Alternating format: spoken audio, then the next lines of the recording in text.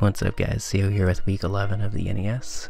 This week we are taking on the Nottingham Forest Kirks.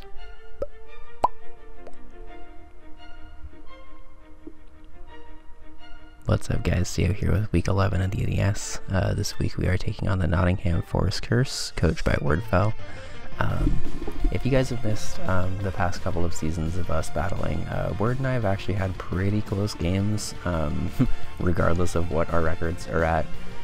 So even though she doesn't actually have a win this season, the team in front of me is very terrifying, so I'm definitely not going to take it lightly at all. Before I preview what I have, I guess I'll go ahead and kind of preview what she has. She brought Mega Aggron, Mew, Ditto, Weavile, Raikou, and Tornadus Incarnate. She also has Comfey, Flygon, Dunsparce, Tentacruel, and Virizion at home.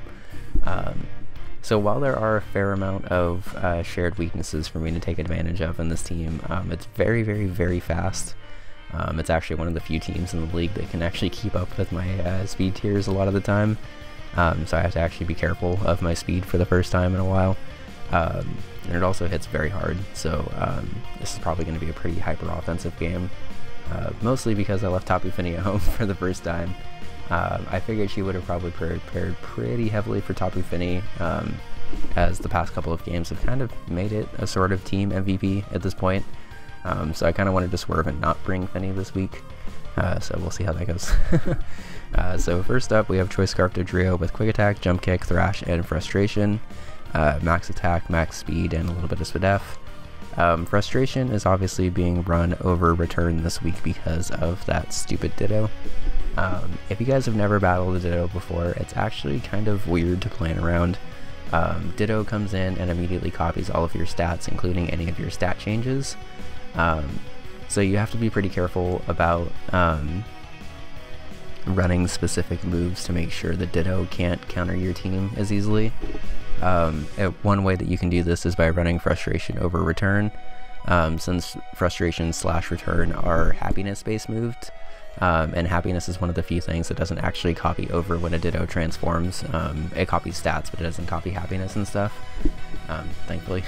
So you're able to run Frustration on stuff, and if Ditto comes in and copies it and is max HP instead of min happiness, or max happiness instead of min happiness, Frustration only does like 2 base damage or something like that.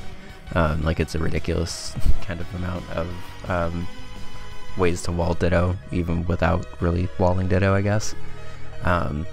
This set also, interestingly enough, if he does, or if she does come in and copy my Dodrio, this set is 100% walled by Decidueye, so I'm basically just able to come in for free with Decidueye and a copied Dodrio and just go for whatever.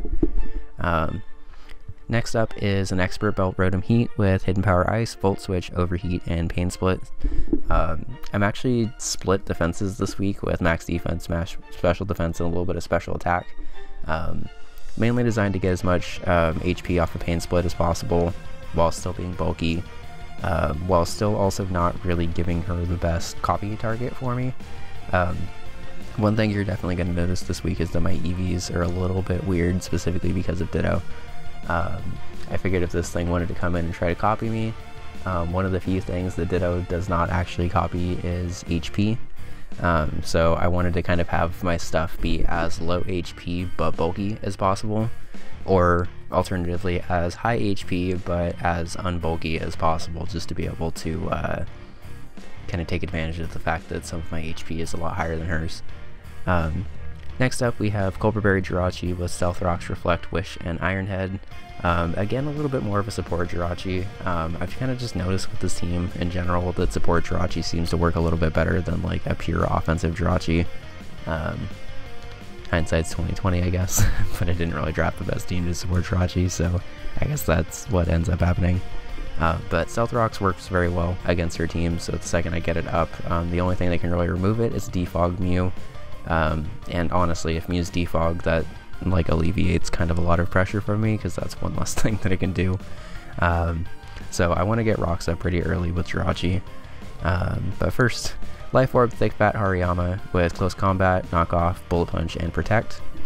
First thing you'll see, no Fake Out for the first time for forever, because I didn't want to get my own team Fake Out spammed. Even if she literally just came in with Ditto, copied Hariyama, faked out, switched out, that could prove to be kind of annoying after a while. Life Orb Thick Fat also allows me to do more damage than she would be able to do, while taking hits from Weavile a little bit better.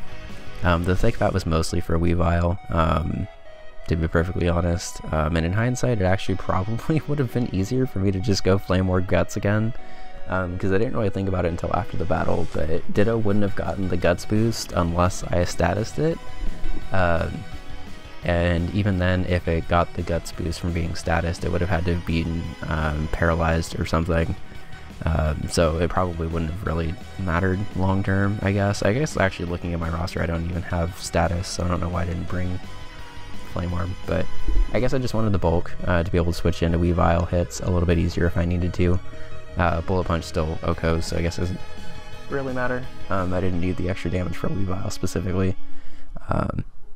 But it probably would have been better to just be Flame Orb again anyway. Next up is a Focus Sash Zoroark with Nasty Plot, Dark Pulse, Flamethrower, and Extra Sentry. Max Special Attack, Max Speed, and a little bit of Spit F. So, the entire time I've been trying to preview this team, I've been talking about why I don't want to run setup or something against the Ditto since they can copy, and then I run a setup Zoroark, which you may be confused by. Another interesting thing about Ditto is that I can't actually copy a Zoroark who's behind an illusion. So the plan for this is to basically get in with Zoroark, keep the illusion up and keep the sash up, get a free Nasty Plot up, and then just basically be able to kind of punch holes in whatever comes in. Dark Pulse and a Flamethrower pretty much hits everything on the team. And Extra Sensory was there, I believe, for Tentacruel and Virizion, mostly, and neither came, so it didn't really matter. But being able to get up to +2 with Zoroark and not really being able to worry about Ditto coming in would be kind of nice. And then finally, we have probably the coolest Decidueye set I've brought this season. It's a Citrus Berry set with Spirit Shackle, Defog, Roost, and Curse. Curse is a move that you very, very, very rarely see on Ghost types. It's one of the few moves, I believe the only move in the game actually, that actually works differently depending on if you're a certain type or not. But for any type besides Ghost type, Curse basically lowers your speed by 1 and then raises your attack and defense by 1. So you basically just get slower as you get a little bit stronger, I guess. But Curse for Ghost types, for some reason, is 100% different. You basically end up sacking half of your HP to be able to do a quarter of the opponent's HP every single turn. So the plan for this, if you don't know, I guess, is to basically lock something in with Spirit Shackle, be bulky enough to be able to set up a Curse, and then get the Citrus Berry boost and live, and then basically just Roost Stall as Decidueye is suddenly doing like a quarter HP every time for just Roost Stalling stuff. It actually worked pretty well in practice, so I was pretty excited to bring it in this week, because there's a couple of things, namely Mega Aggron, that I wanted to Curse Stall. You never see Curse Stall, like, ever, so I kind of was pretty excited to bring it. But like I was hinting at earlier when I was talking about Jirachi, the only hazard move she has on her team is Defog Mew, which I can easily either set up a Wish on or just stay in on a lot of the time. So there's not really any reason for me not to go Jirachi here. She leads Tornadus, which is a little bit scarier of a lead for me. While I can live a Heat Wave, I don't really particularly want to take a Heat Wave right now. So I'm going to make a safe defensive switch here, even though I really want Rocks up and just go Rotom. She sets up Tailwind, which is scary, but also kind of not, I guess. Like, she already has a team that kind of like naturally outpaces a lot of my team anyway. So I guess this makes her Mega Aggron and Mew a little bit scarier. But Weavile and Raikou should already be outspeeding a lot of my team, as well as Tornai. So I'm going to stay in a Volt Switch because she doesn't have a Volt Switch blocker, I guess. Because she knocks off my Expert Belt, I don't actually know if I would have killed there anyway, but it definitely did less damage than it could have. And not having the Expert Belt for stuff like Mega Aggron for Overheat is a little bit annoying. But her showing knockoff basically showed me that she probably doesn't have Heat Wave. unless she's Tailwind, Knockoff, Heat Wave, like U-Turn or something. But she'd have to be a pretty specific set to still have Heat Wave on here. And at this point, I'm willing to take that because I just kind of want Rocks up, especially since Tailwind's up. I figure she's probably going to be switching soon. She goes for Culper Berry, which is awesome because even with a crit that only does 44%, I could get Rocks up, but I predicted her to switch, so I kind of wanted the damage on stuff, honestly. Hindsight, probably should have just gotten Rocks there, but because she went Mew, and I'm not really super scared of this, I'll just be able to get Rocks up now. Second she shows Amnesia, though, I am fucking terrified, because let me tell you, I did not prepare for a special defense passing Mew at all. I instantly assumed that this thing was passing because most of the time when you see Mew setting up, it is also running Baton Pass just to kind of pass it off to something else on the team. Also kind of wanting to stall out the last turn of Tailwind, I'm just going to go for a Wish here, just to kind of see what she ends up going into. And as my fears were confirmed, she Spadef passes into Mega Aggron. For those of you that have not battled to Mega Aggron before, it has something like 230 base defense, but only like 50 or 60 Spadef.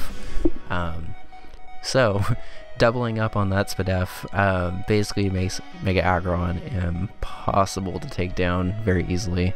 I did not like this setup at all because I did not prepare for it that well. Most of my answers for taking down Mega Aggron are normally special because that's obviously the easier side to hit it on.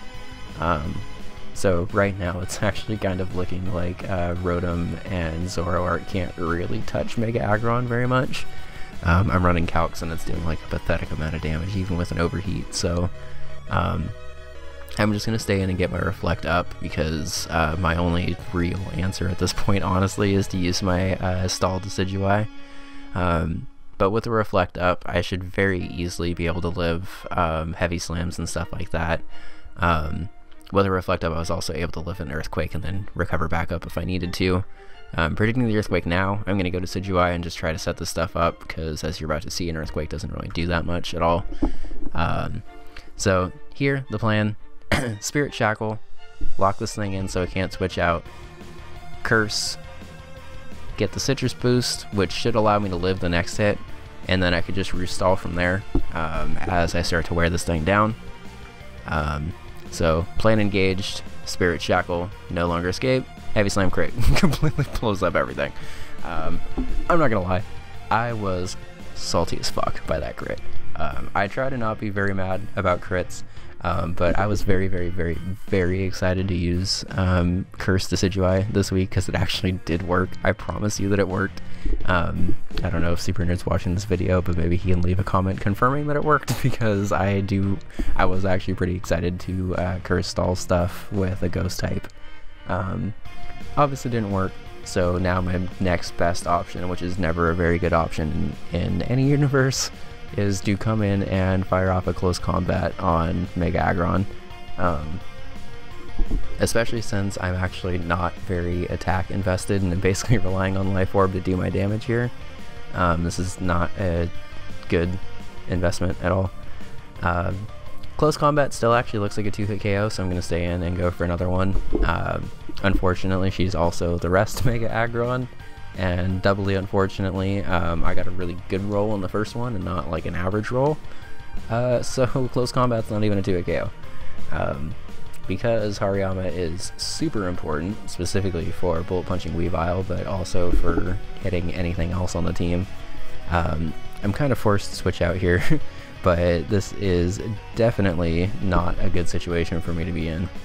I'm going to have to switch into Jirachi and basically set up a Reflect and hope that she switches, which luckily she does. I'm not 100% sure why she switched out, unless she didn't have Sleep Talk, I guess. It's possible that she didn't have Sleep Talk and didn't want to be close combat spammed.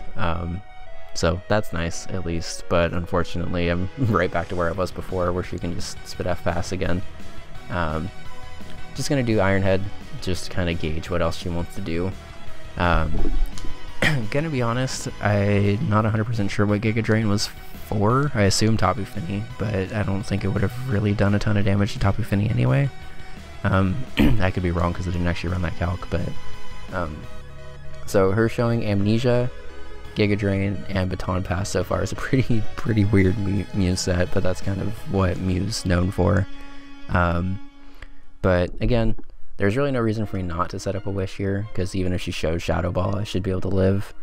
And her copying my Jirachi here is actually perfect.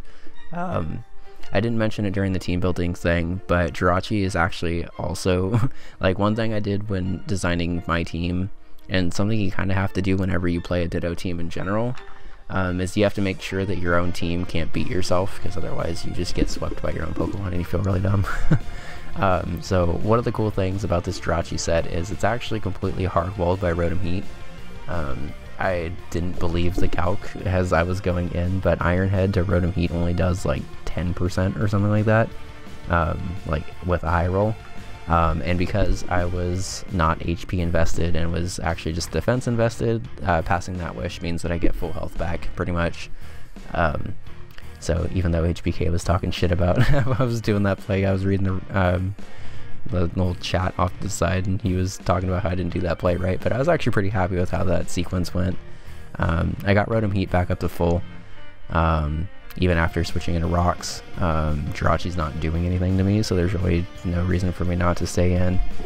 It also allows me to Volt Switch for free if I want to, but I'm just going to stay and do Overheat for some reason.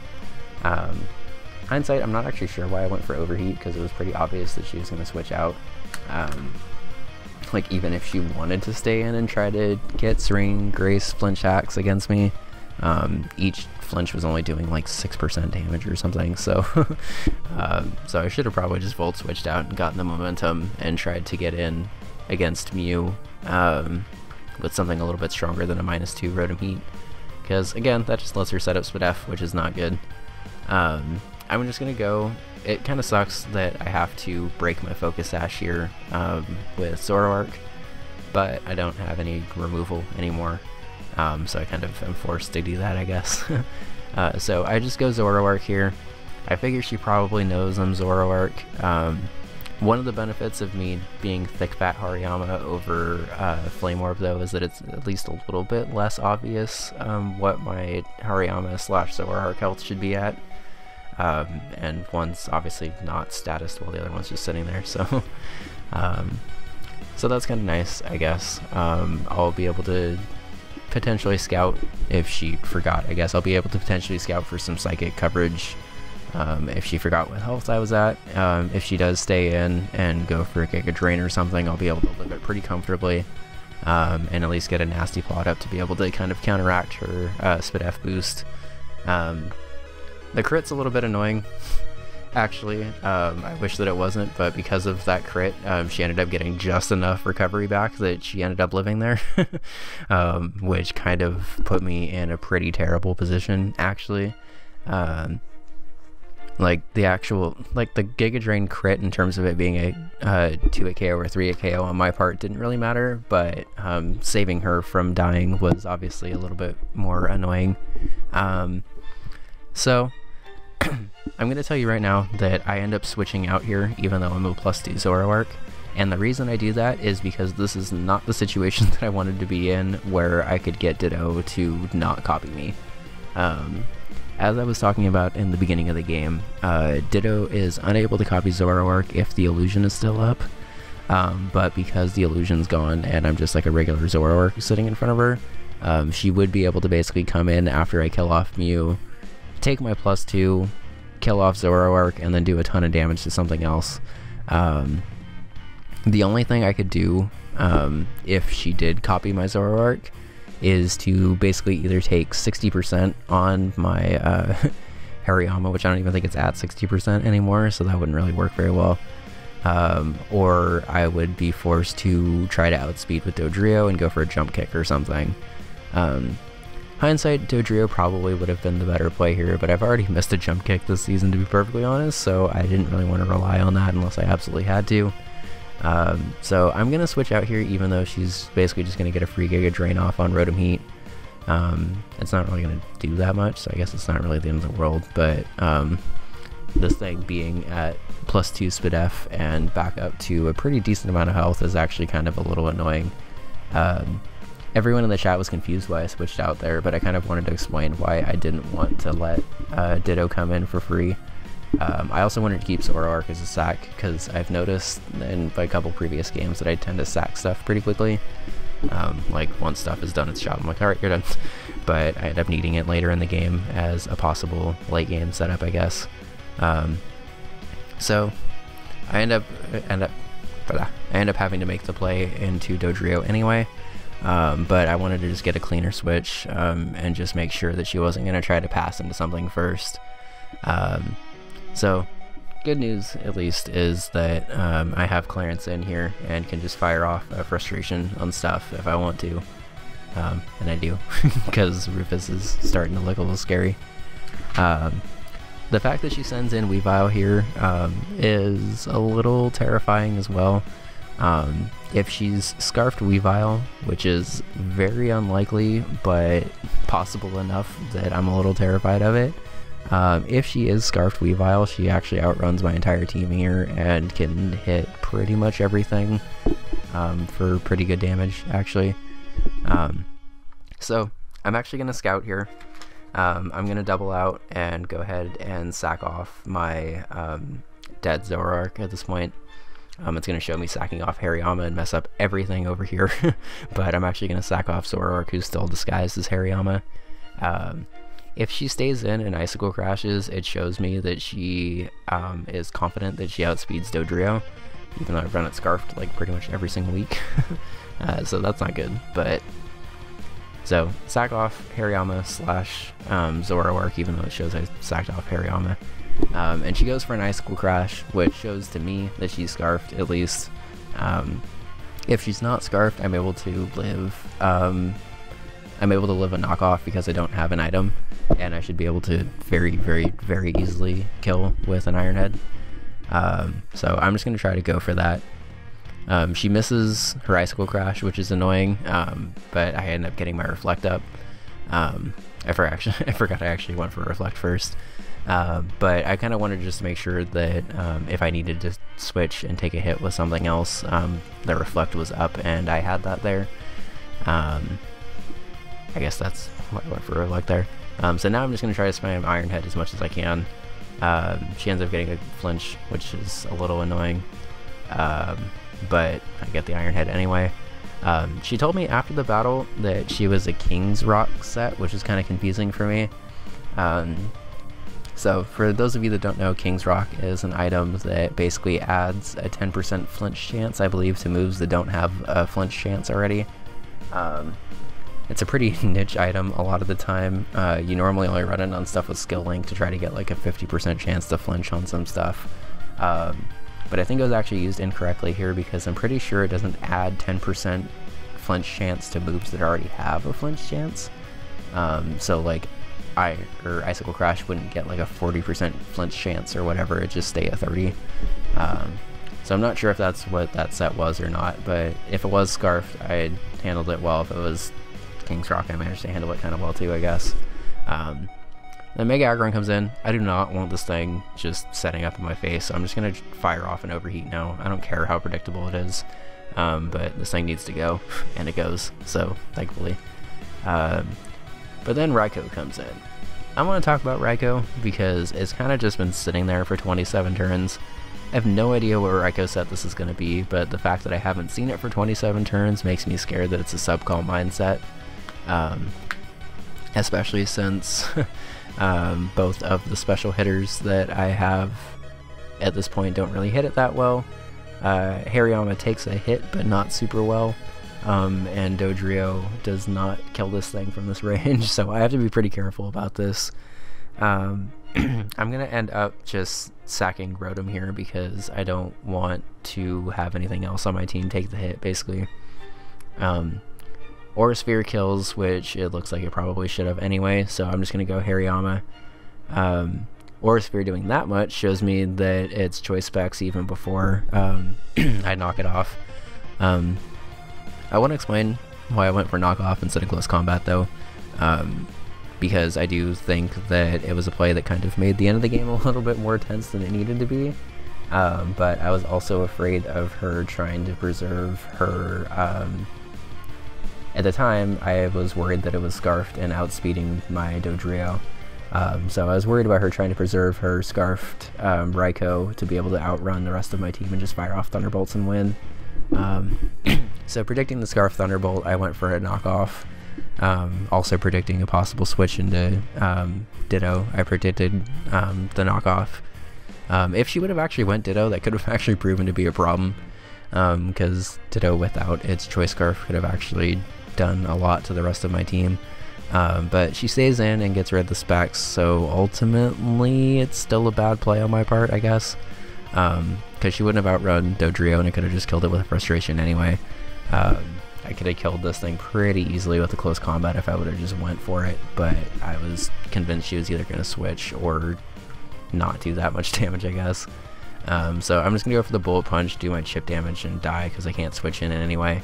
I'll just go for my frustration here, kill this thing off, and then she goes Dodrio of her own. Like I was saying in the beginning of the game, I originally had this plan so I could just double into the Decidueye here, take absolutely no damage from any attack she wanted to go for, roost back up, and potentially even just stall this thing out with like struggle pressure if it wanted to. But fortunately, I don't have a Decidueye, so at this point I'm just going to have to go Jirachi and then clean up with Quick Attack, possibly. Jump Kick is still a 2-hit KO. I actually almost choke super fucking hard here and go for a Reflect because I read my Dodrio HP wrong and thought that I had another 25%. Jump Kick only does like 40 to 50 or so. So I thought I was at 75%, would have gone down to 50, guaranteed live with a Reflect up, and then just killed off with a Thrash or Frustration or something. Instead, I put myself in a situation here where it was 50-50 chance for me to lose. Ditto is like 99.9% of the time Scarfed. I'm Scarfed. It obviously copied me, so it has the exact same speed stat as me. So it comes down to a speed tie here. I didn't put myself in a position for Quick Attack to kill because I didn't just go for the Iron Head right away. If I would have went Iron Head into Quick Attack, it would have guaranteed killed, and I didn't have this tension on the end of the turn that I'm building up a lot. But because I misplayed and went for a Reflect for some dumb reason, I even said, like, at this point in the battle that I'm pretty sure I choked. But luckily, I end up winning the speed tie. Clarence thrashes his way to victory, and I end up winning 1-0. Admittedly, it was probably a closer game than it should have been.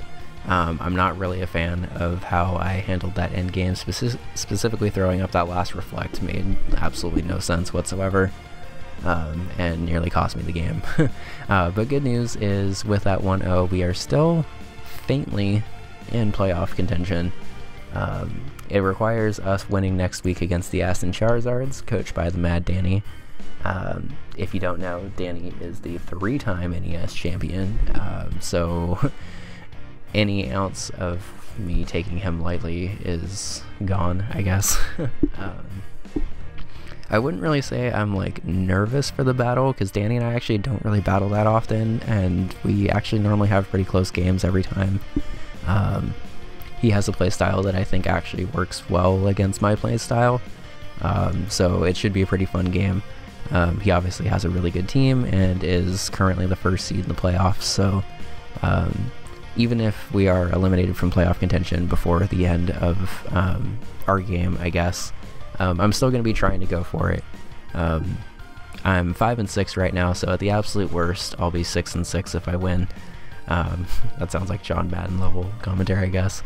But I really want to get this back up to a 500 season, at least. I feel like that'll be kind of fitting with how many dumb mistakes I've made, but also how many like good plays have been interspersed throughout it, so whatever. Thank you guys for coming. Drop a like and subscribe, and I will see you next week. Bye. What's up, guys? Sio here with the final week of the NES regular season. This week we are taking on the Mad Danny, coach of the Aston Charizards. If you guys missed my couple previous battles, you'll know that the season's been a bit of a mixed bag so far.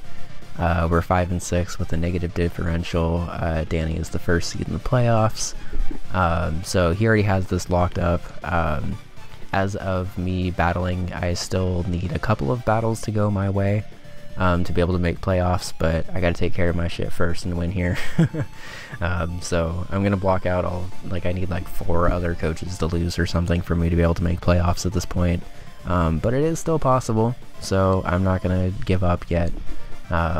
It's unlikely, but unlikely things happen all the time, I guess. So gonna keep my head up and just try to win here against Danny.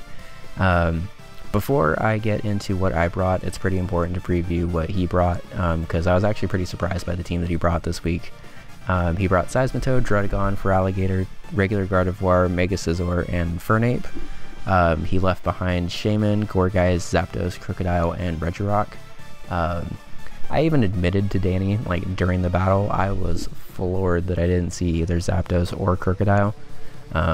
Both of them actually did a pretty decent amount to the team, especially the team that I brought. You'll notice that there's no Jirachi on it, which is kind of surprising because Jirachi's been here for a while. But I kind of wanted to just make this team like the 6 Pokemon that I've been really comfortable with this season, at least in terms of the second half of the season, I guess. I brought a lot of new stuff, but I also brought a couple of things that I drafted that actually worked well. So starting off, we have Rotom Heat with Pain Split, Volt Switch, Overheat, and Hidden Power Ice. It has a Rocky Helmet specifically to be able to counter Mega Scizor pretty well, because the only thing that Mega Scizor can really do to it is knock it off, I guess, but even then it's still taking damage. 140 HP, 252 attack, and 116 speed, so it's kind of a weird offensive defensive Rotom Heat. I originally had this as a Scarfed Rotom Heat, but realized after a couple practice games that Rocky Helmet actually completely walled Scizor pretty much. So there's no real reason not to run it, I guess. It'll probably be the first thing to go because most of the time it was for stuff like Zapdos and like recovering on that as well. But that's okay.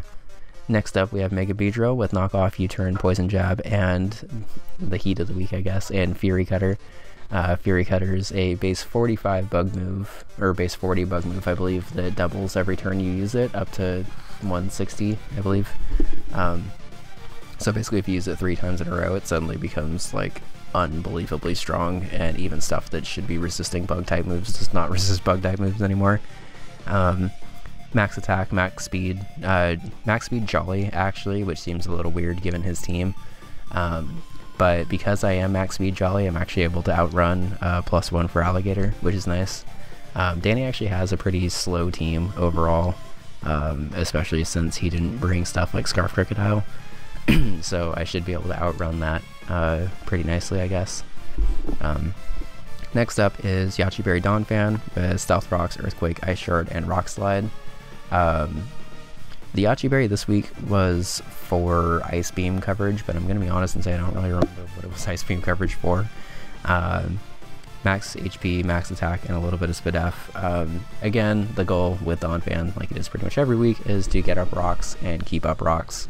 And especially this week, I needed to really pressure rocks being on the field, especially if Zapdos came, because I just needed to pressure rocks being on the field, force him to defog so I can get into Beedrill for free, and then just kind of punch it in the face with a Poison Jab to be able to kill it most of the time. Zapdos didn't come, unfortunately, so rocks are a little less important, but it'll still be nice because it does neutral damage to everything but Seismitoad, I believe. Next up, we have Tapu Fini with Ice Beam, Defog, Grass Knot, and Hidden Power Fire. It's also holding the Icium Z to power up Ice Beam and make it actually pretty powerful, surprisingly. A lot of HP, a lot of special attack, and a lot of speed this week to be able to outrun uninvested, I believe it's uninvested Crocodile if I remember right. Like if it's like a bulky Stealth Rock set, I guess. But Icium Z hits both Zapdos and Crocodile pretty well, both of which are somewhat threatening to Tapu Fini, as well as doing decent damage to Shaman, who also didn't come. So really the only thing on this team that I can even hit with Icium Z and actually have it do damage is Druddigon, who doesn't really want to stay in on the Moonblast anyway, so it's kind of tough to use it this week. I was pretty excited to bring Icium Z Ice Beam because I don't really think you see offensive Z move Tapu Fini that often, but it's not really going to do that much this week anymore. Next up we have Choice Banded Dodrio, not Scarfed, Banded, with Drill Peck, Thrash, Jump Kick, and Quick Attack. Max attack, a lot of speed, and a little bit of SPDF investment. I noticed Banded Drill Peck kind of does a ridiculous amount to his team, so I kind of just wanted to bring it for the final week. And then the other 3 moves are just kind of coverage / cleanup stuff. Again, it's Tangled Feet, by the way, so after Thrash, after 2 turns, it'll get a double evasion boost, which is nice. And finally, we have Flame Warp Guts Hariyama with Fake Out, Bullet Punch, Close Combat, and Fire Punch. Finally remember Fire Punch for a week of an opponent having a 4 times weak Fire Pokemon. And max HP, a lot of attack, and a little bit of speed to outrun stuff like Druddigon, and just hit it with a Close Combat if I need to. So again, I really wanted to eventually get rocks up. They're not quite as important as they were in my practice games because both Zapdos and Crocodile aren't here. It seems kind of weird that I would need rocks up like for Crocodile. It was mostly for Zapdos, but that's not here, whatever. My backup lead at this point was to just get my Guts boost off because there's nothing really that wants to take a Fake Out at this point, so I'll go for that. He leads Infernape, which shows me that it's probably just going to go for a U-turn. Possibly just try to punch something in the face with the Flare Blitz right off, but I don't really know why he would go for that. So I'm going to go into my switch for this. I could go Rotom Heat, but I want to keep it healthy for Scizor here. As he goes Gardevoir and traces my Sturdy, which is not good in any way, shape, or form. I know Danny well enough to know that he's going to have coverage for stuff, so I'm going to make a defensive scout here into the Rotom Heat to be able to scout for an Energy Ball, possibly Ice Beam, but he goes for Energy Ball. And I actually want to go back a turn really quick and say that this did way more damage than it should have done, showing me that this is a high roll with specs, actually. No Rotom Heat should be taking like 28% from an Energy Ball from something unless it's hitting really, really hard. So this thing not being Scarfed is actually great for me, because that means the only thing on his team that can naturally outspeed Beedrill is a Scarfed Infernape. Since he went for U-turn, turn 1, it's very likely a Scarfed Infernape.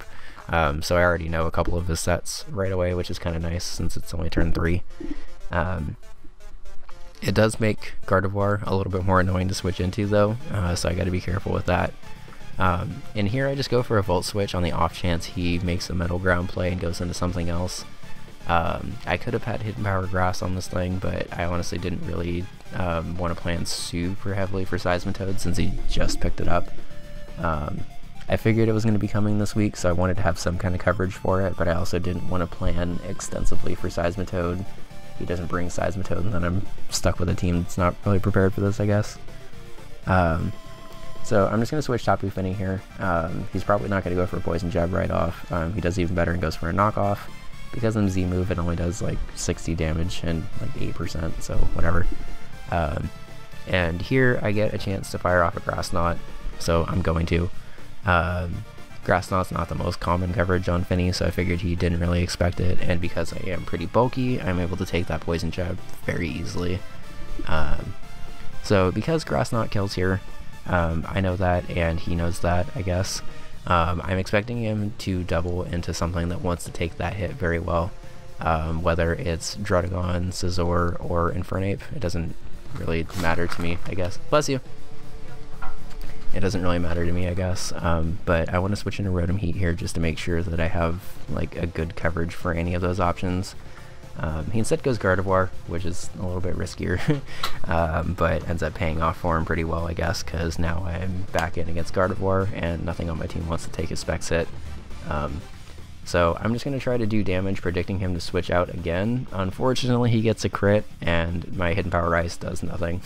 So I end up just having to sack Jerry Cook here. Not really the end of the world, I guess, since I can just go into Beedrill for free and get a U-turn off and basically kill something unless he goes Scizor.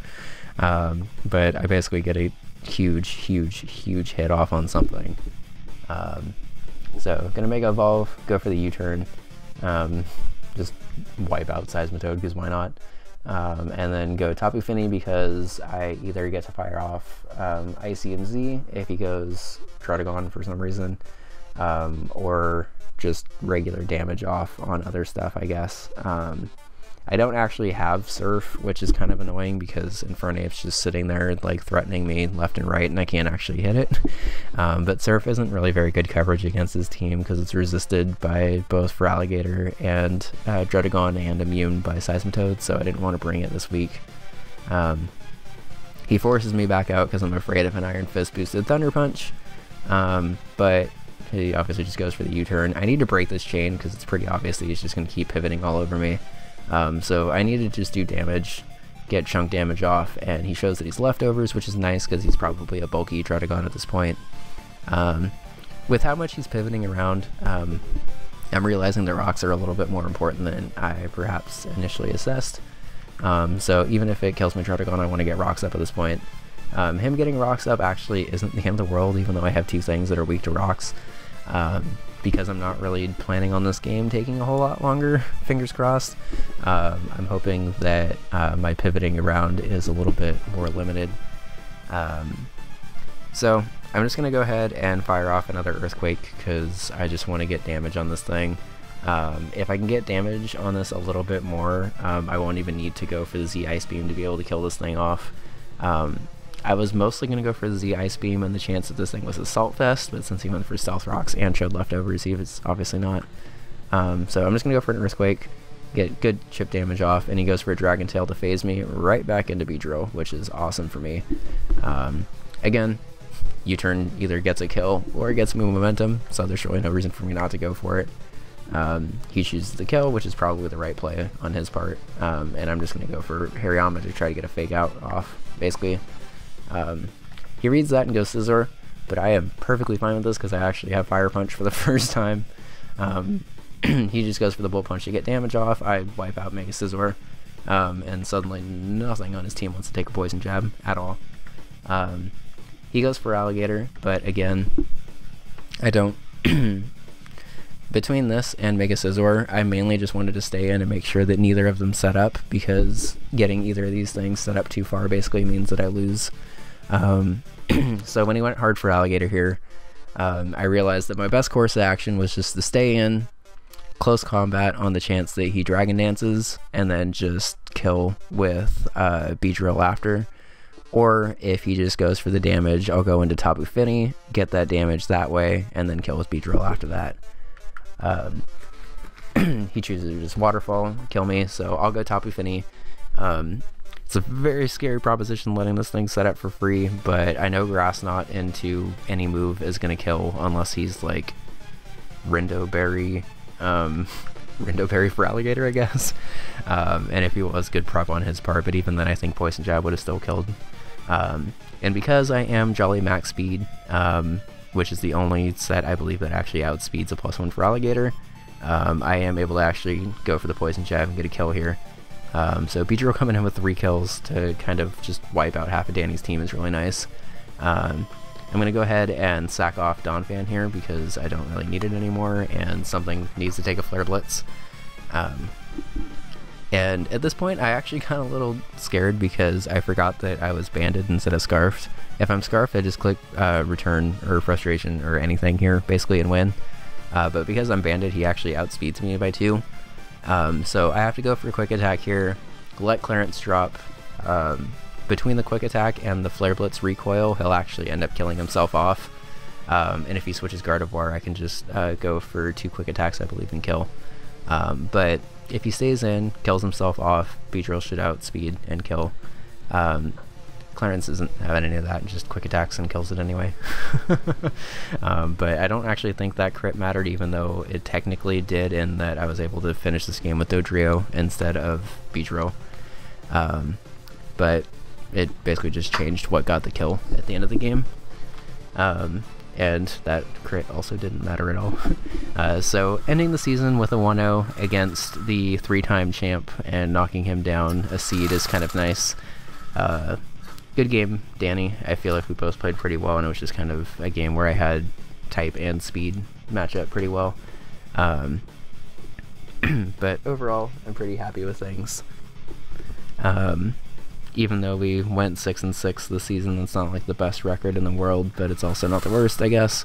We ended with a 0 differential, which I feel is pretty fitting because it basically just meant that we won and lost equally. And overall, I'm pretty happy with the season. The first half of the season was pretty rough, and I almost kind of gave up on it, but I was able to tough it out and pull out a couple nice wins at the end of the season and almost make a good playoff push.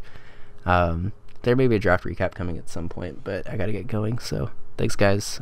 Drop a like and subscribe, and I will see you in the future for more NES stuff.